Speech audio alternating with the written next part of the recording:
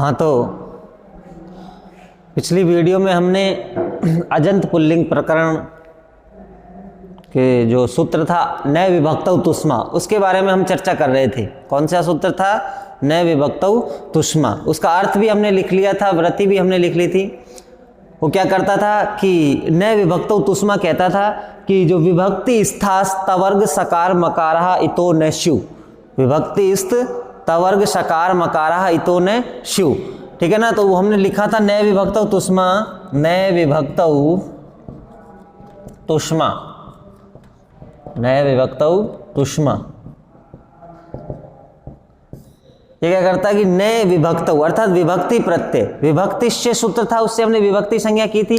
विभक्तिश्च सूत्र से क्या की थी हमने? विभक्ति संज्ञा। किसकी की थी? शुभ तिगंत की। सुबंत और तिगंत की कौन सी संज्ञा की थी हमने? विभक्ति संज्ञा की थी। और विभक्ति संज्ञा करने का फल क्या हुआ कि जो सुबंत प्रत्यय जो होते हैं सु औ जस अमौट सस और तिगंत प्रत्यय तिप्तस जी सिप्तस्त है, इनकी हमने विभक्ति संज्ञा कर दी। और विभक्ति संज्ञा करने के बाद वो प्रत्यय क्या कहलाया? विभक्ति संज्ञक प्रत्यय कहलाए। क्या प्रत्यय कहलाए? विभक्ति संज्ञक प्रत्यय। तो उसके बाद सूत्र पढ़ा था हमने न विभक्तो तुष्मा। वो क्या कहता था कि न विभक्तो अर्थात विभक्ति जो प्रत्यय होते हैं उन विभक्ति प्रत्ययों में तू, श और मैं, इनकी इत संज्ञा नहीं होती है। विभक्ति स्त तकार शकार मकारः इतो न स्यु, अर्थात तू का मतलब होता है तय वर्ग, और तय वर्ग में अक्षर आते हैं तय, थ, द, ध और न, और श और ये में, अर्थात विभक्ति प्रत्यय जो तिपादी 18 हैं और सुपादी जो 21 प्रत्यय हैं, उन प्रत्ययों में यदि तय, थ, द, ध, न ये वर्ण हो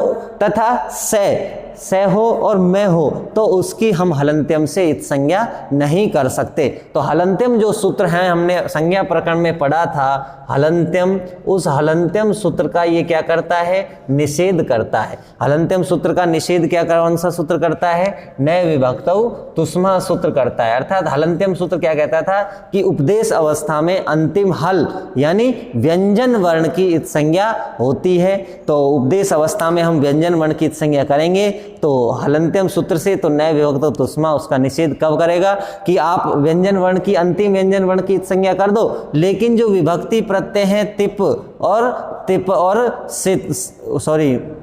सुप तिप और सुप अर्थात सुबंत प्रत्यय और तिगंत प्रत्यय जो हैं, ठीक है ना। तो तिगंत और सुबंत में ये विभक्ति संज्ञा होने के कारण विभक्ति प्रत्यय कहलाए। तो इन विभक्ति प्रत्ययों में इस स्थिति में हम इस संज्ञा नहीं कर सकते। जैसे देखिए आपको उदाहरण में बता देता हूँ, जैसे हमने प्रत्यय करते हैं प्रथमा के बहुवचन में जस प्रत्यय करते हैं। कौन सा प्रत्यय करते हैं? जस प्रत्यय करते हैं। प्रथमा का बहुवचन है सुबंत प्रत्यय में सु औ जस, बहुवचन के साथ क्या कौन सा प्रत्यय आएगा? जस प्रत्यय आएगा। अब ये जस प्रत्यय है तो इस जस प्रत्यय में देखिए अंतिम क्या है? श है। स है हलंत वर्ण है और प्रत्यय जो होता है वो उपदेश अवस्था होती है। तो इस हलंत वर्ण की हम हलंत्यम सूत्र से, इस वाले सूत्र से क्या करते हैं? इत संज्ञा करते हैं, क्योंकि ये सूत्र कहता है कि अंतिम उपदेश अवस्था में अंतिम हल वर्ण की इत संज्ञा करो। अब ये हलंत्यम से इसकी इत संज्ञा होगी कि नहीं होगी? होगी। लेकिन ये जब इत संज्ञा इससे प्राप्त होती है तो ये न विभक्तौ तुष्मा तुरंत आएगा और क्या कहेगा कि इस जस प्रत्यय की हमने विभक्ति संज्ञा की है और विभक्ति संज्ञक प्रत्यय में इस की संज्ञा नहीं होती है, ना ही मैं की होती है और ना ही तैवर का कोई वर्ण आता है तो उसकी होती। समझ में आ गया? अब देखिए दूसरा प्रत्यय हम द्वितीय विभक्ति के एक वचन में प्रत्यय करते हैं अम। कौन सा प्रत्यय करते हैं? अम। अब इस अम में भी क्या है? हलंत्यम सूत्र से वही इत संज्ञा प्राप्त थी, अंतिम हल वर्ण है, लेकिन न विभक्तौ तुष्मा इसका भी क्या करेगा? निषेध करेगा। क्यों करेगा? क्योंकि ये विभक्ति प्रत्यय है और विभक्ति प्रत्यय में मैं की भी संज्ञा नहीं होती है। ठीक है, तो ये बात समझ में आ गई। तो अम में भी मैं की संज्ञा नहीं होगी और जस में से की संज्ञा नहीं होगी। जस में जय की चुटु सूत्र से इत संज्ञा हो जाएगी। कौन से सूत्र से हो जाएगी? चुटु सूत्र से इत संज्ञा होगी और तस्य लोपे से उस जय का लोप हो जाएगा। तो जस में क्या शेष रहेगा?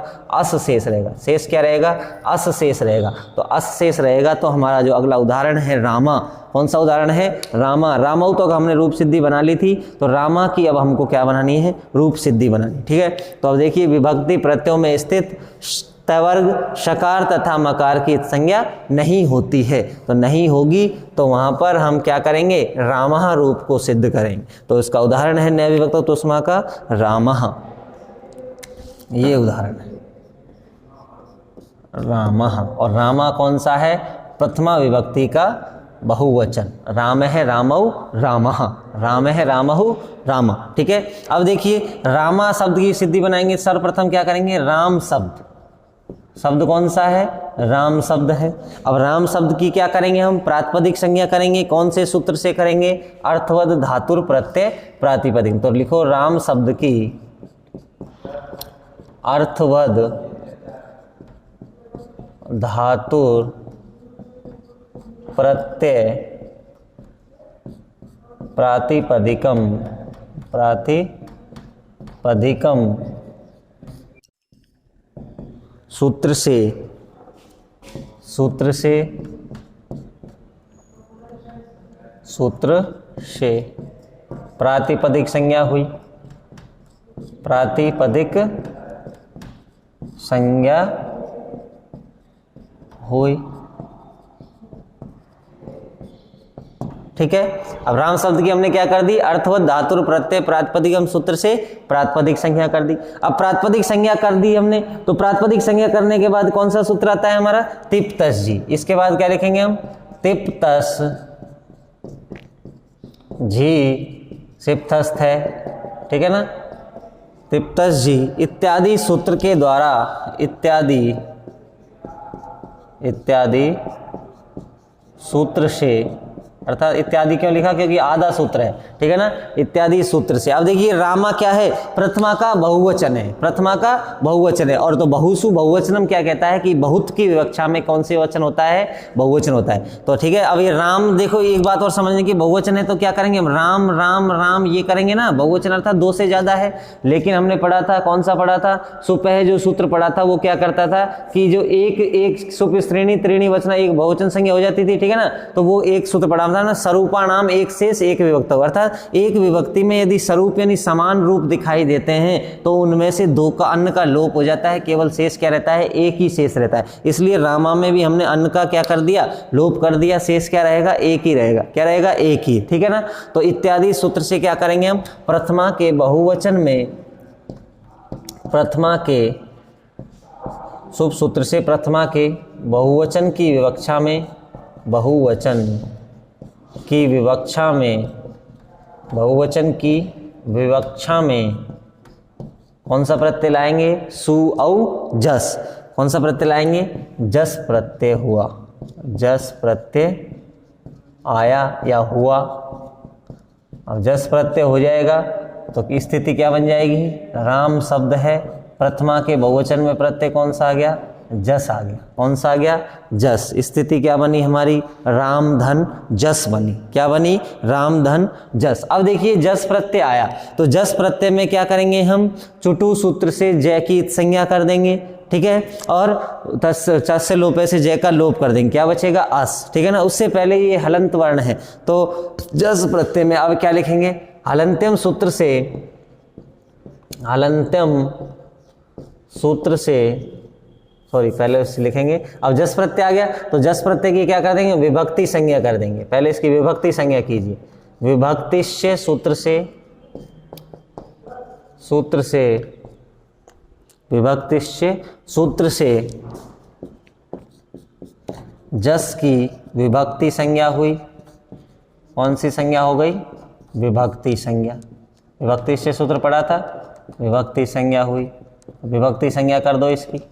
अब विभक्ति संज्ञा कर देंगे जस की तो स्थिति वही रहेगी, क्या, रामधन जस, रामधन जस। अब ये जस क्या हो गया, विभक्ति संज्ञक प्रत्यय हो गया। ठीक है ना, अब क्या लिखेंगे हम, हलंत्यम सूत्र से, हलंत्यम सूत्र से, हलंत्यम सूत्र से जस में, जस में शय की इत संज्ञा प्राप्त थी, शय की इत संज्ञा प्राप्त थी। अब देखिए जस हलंत्यम सूत्र क्या करता है, अंतिम हलवर्ण की इत संज्ञा करता है। तो हलंत्यम सूत्र से इस क्या थी, जस प्रत्यय में शय की इत संज्ञा प्राप्त थी। लेकिन नए विभक्तौ तुष्मा जो सूत्र पढ़ा था वो क्या करता है, नए विभक्तौ तुष्मा, नए विभक्तौ तुष्मा सूत्र से, सूत्र से शय की इत संज्ञा का, शय की इत संज्ञा का निषेध हुआ। वो क्या कर देगा, इसका निषेध कर देगा। अब निषेध क्यों करेगा, क्योंकि विभक्ति प्रत्यय में स्थित तू यानी तवर्ग सकार और मकार की संज्ञा नहीं होती है। तो ये जस की हमने विभक्ति से सूत्र से क्या करी थी, विभक्ति संज्ञा करी थी, और विभक्ति संज्ञा होने के कारण जस प्रत्यय क्या हो गया, विभक्ति संज्ञक प्रत्यय हो गया। तो विभक्ति संज्ञक जब प्रत्यय हो जाएगा तो नए विभक्तौ तुष्मा सूत्र से की संज्ञा करने से क्या कर देगा, मना कर देगा। तो नए विभक्तौ तुष्मा सूत्र से की संज्ञा का निषेध हुआ, तो निषेध हो जाएगा। तो स्थिति क्या रहेगी, वही राम धन जस, यही स्थिति रहेगी। ठीक है ना, क्या स्थिति रहेगी, राम धन जस। ठीक है ना, तो फिर क्या लिखेंगे हम, इस स्थिति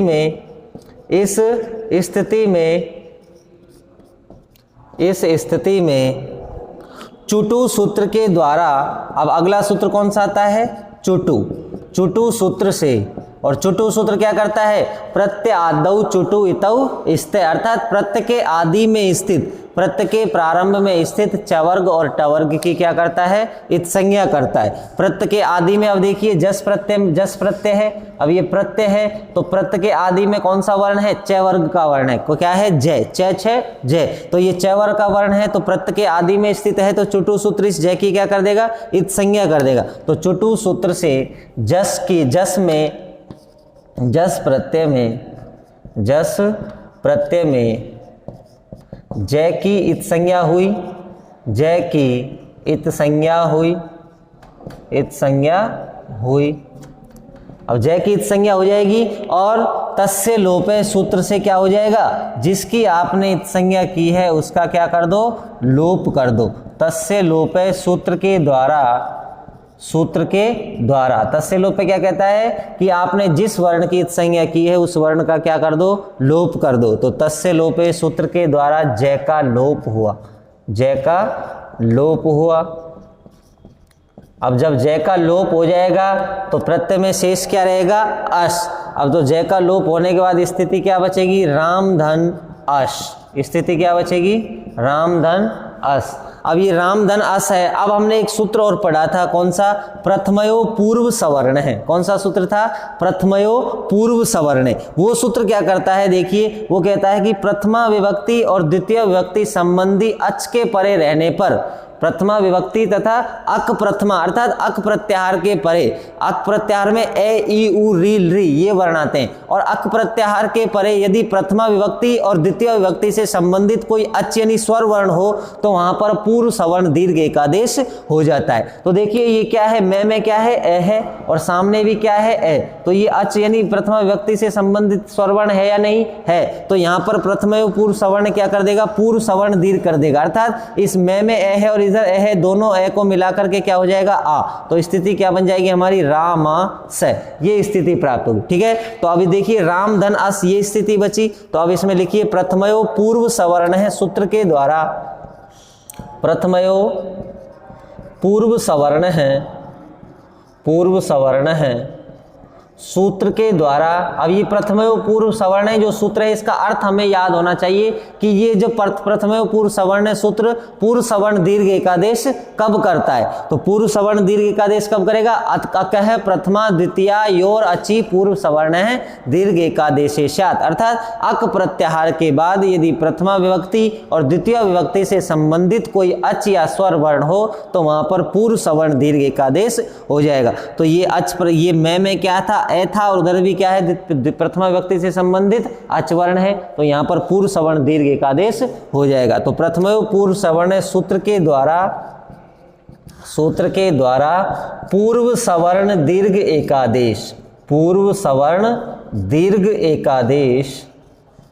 एकादेश हुआ।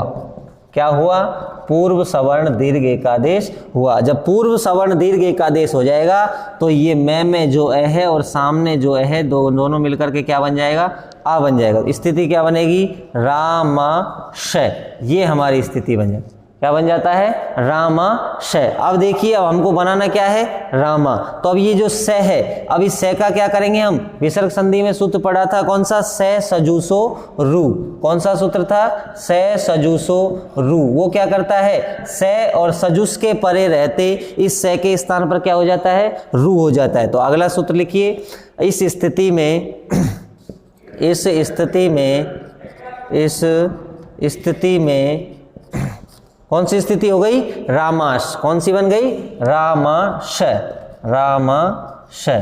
तो इस स्थिति में स सजूसो रू सूत्र से, स सजूसो रू सूत्र से, सूत्र के द्वारा या सूत्र से, सूत्र के द्वारा स के स्थान पर, स के स्थान पर, स के स्थान पर रू आदेश हुआ। कौन सा आदेश होगा? रू। स के स्थान पर रू आदेश हुआ। अब स के स्थान पर जब रू आदेश हो जाएगा तो स्थिति क्या बनेगी? रामाधन रू। क्या बनेगी? रामाधन रू। अब इस रे में जो ऊ है उसकी भी क्या करेंगे हम? उपदेश से अजनासिक इत से इत संज्ञा और तस्य लोपे से उसका भी क्या कर देंगे? लोप कर देंगे। तो राम रे में ऊ की इत संज्ञा कौन से सूत्र से होगी? उपदेश से अजनासिक इत से। तो अब दोनों सूत्रों की स्थिति में हम क्या लिखेंगे? अनुबंध लोप। क्या लिखेंगे? अनुबंध लोप करके, अनुबंध लोप करके। जहां पर दो वर्ष इत संज्ञा हो रही है तो वहां पर क्या लिख दो? अनुबंध लोप। अनुबंध लोप का मतलब वही होगा कि रे में ऊ की उपदेश से अजनासिक इत से इत संज्ञा हो गई और तस्य लोपे से उस रे में ऊ का क्या हो गया? लोप हो गया। तो दोनों को, दोनों सूत्रों की जगह हमने क्या लिख दिया? अनुबंध लोप। तो अनुबंध लोप करके, अनुबंध लोप करके स्थिति क्या बनेगी? रामाधन रे। रामाधन रे, ये स्थिति बन जाती है। ठीक है। अब देखिए विसर्ग संधि में एक और सूत्र आया था, वो कौन सा था? खरवसानियो विसर्जनीयस्य। कौन सा सूत्र था? खरवसानियो विसर्जनीयस्य। वो क्या करता है कि खर प्रत्याग पर रहते अवसान संज्ञा हो जाती है। अब ये वर्णों का अभाव हो गया तो यहाँ पर अवसान संज्ञा हो जाएगी, और अवसान संज्ञा हो जाएगी तो खरवसानियो विसर्जनीयस्य जो सूत्र है उस रे के स्थान पर क्या कर देगा? विसर्ग एकादेश कर देगा। ठीक है ना। तो अब यहाँ पर लिखिए खरवसानियो, खरवसानियो विसर्जनीयस्य, खरवसानियो विसर्जनीयस्य सूत्र के द्वारा, विसर्जनीयस्य सूत्र के द्वारा, सूत्र के द्वारा रे के स्थान पर, रे के स्थान पर, रे के स्थान पर विसर्ग हुआ। क्या हुआ? विसर्ग हुआ। रे के स्थान पर विसर्ग हुआ। अब जब रे के स्थान पर जब विसर्ग हो जाएगा तो क्या हो जाएगी? अब ये रामा, रामाधन विसर्ग, रामाधन विसर्ग, ये स्थिति जब बन जाएगी तो हम क्या लिखेंगे? मिलाकर के, मिलाकर के, मिलाकर के रामः इति रूपम सिद्धम, इति रूपम सिद्धम। मिलाकर के रामः इति रूपम सिद्धम, अर्थात रामा यह रूप क्या हो जाता है? हमारा सिद्ध हो जाता है। जब खरवसानियो विसर्जनीय सूत्र से हम क्या कर देंगे? रे के स्थान पर विसर्ग कर देंगे तो हमारा रामा रूप क्या हो जाता है? सिद्ध हो जाता है। तो ये हमारी प्रथमा का बहुवचन जो रामा है उसकी रूप सिद्धि बनी। ठीक है ना। अभी देखिए इस सूत्र में क्या है? इस रूप सिद्धि में हमने जो नए सूत्र लगाए वो कौन कौन से लगाए थे? एक तो विभक्तिश्च लगाया था जिससे हमने विभक्ति संज्ञा की थी। ठीक है ना। और उसके बाद जो से सजूसो रू है, खरवसानियो विसर्जनीय, ये हमने विसर्ग संधि प्रकरण में पढ़े थे। हलन्त्यम हमने संज्ञा प्रकरण में पढ़ा था। तस्य लोपे भी हमने संज्ञा प्रकरण में पढ़ा था। ठीक है ना। तो राम शब्द है, राम शब्द की अर्थवत धातु प्रत्यय प्रातिपदिकम से प्रातिपदिक संज्ञा हो जाएगी, और जब इसकी प्रातिपदिक संज्ञा हो जाएगी तो तिप्तस जी जो सूत्र है उस सूत्र से प्रथमा के बहुवचन की विवक्षा में कौन सा प्रत्यय आ जाएगा? जस प्रत्यय आएगा। अब ये जो जस प्रत्यय है तो इस जस प्रत्यय की हम क्या करेंगे? विभक्तिश्च क्या कर देंगे? विभक्ति संज्ञा हो जाएगी। विभक्तिश्च जो सूत्र है वो क्या करता है कि जो तिंग और सित है, तिंग तिगंत और जो सुबंत जो प्रत्यय है, शुभ तिगंतौ विभक्ति संज्ञा शात, अर्थात सुबंत और तिगंत की विभक्ति संज्ञा होती है। तो ये सुबंत प्रत्यय है तो इसकी क्या हो जाएगी? जस की विभक्ति संज्ञा हो गई। अब विभक्ति संज्ञा का फल क्या मिला हमको? कि विभक्ति संज्ञा का फल हमको यही मिला कि जस में जो हलन्त्यम सूत्र से जस में से की जो इस संज्ञा प्राप्त हो रही थी उसकी हम इस नए विभक्त तुष्मा ने क्या कर दिया? निषेध कर दिया। क्यों? क्योंकि ये कहता है कि विभक्ति संज्ञक प्रत्यय परे रहते तैसे और मैं की संज्ञा नहीं होती है। तो अगर इसकी हम विभक्ति संज्ञा नहीं करते तो हलन्त्यम सूत्र इस जस में से की क्या कर देता? इत संज्ञा कर देता। समझ में आ गया? तो जस में से की इत संज्ञा कर देंगे तो इस विभक्ति संज्ञा हो गई। तो हलन्त्यम सूत्र से जस में से की इत संज्ञा प्राप्त हो रही थी, लेकिन नैविभक्त उष्मा ने से की इत संज्ञा का क्या कर दिया, निषेध कर दिया। तो निषेध कर दिया तो स्थिति वही बचेगी राम धन जस। तो इस स्थिति में अब हम क्या करेंगे, चुटु सूत्र से जस प्रत्यय में जय की क्या कर देंगे, इत संज्ञा कर देंगे और तस्य लोपे से उस जय का लोप हो जाएगा। चुटु सूत्र भी हमने पढ़ लिया था कि प्रत्यय में प्रत्यय के आदि में स्थित चवर्ग और टवर्ग की इत संज्ञा। तो ये जस प्रत्यय है, ये प्रत्यय के आदि में क्या है, जय जय है। ये प्रत्यय के आदि में चवर्ग का वर्ण है, क्या है, चवर्ग का वर्ण है। तो इस चवर्ग के वर्ण की इत संज्ञा हो जाएगी तस्य लोपे से उसका,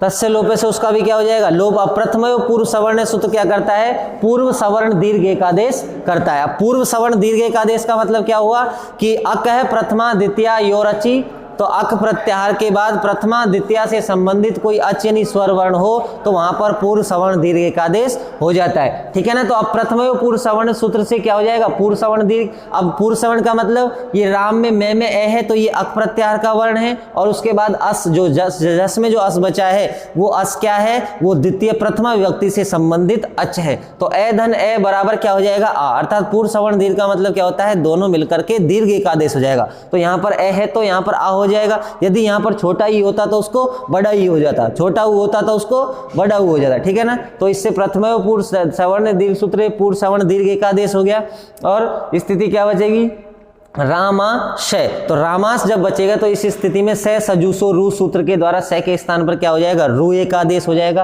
तो रामाधन रू। अब इस रे में उ की उपदेश अजनासिक इत से इत संज्ञा और तस्य लोपे से उस उ का लोप, दोनों के स्थान पर हमने क्या लिख दिया, अनुबंध लोप। अनुबंध लोप करके रामाधन रे ये बचा। खरबसानी विसर्जनीय से सूत्र के द्वारा रे के स्थान पर क्या हो जाएगा, विसर्ग हुआ। तो राम धन विसर्ग तो मिला करके रामा इति रूपम सिद्धम, तो रामा ये हमारी रूप सिद्धि पूरी होती, ठीक है ना।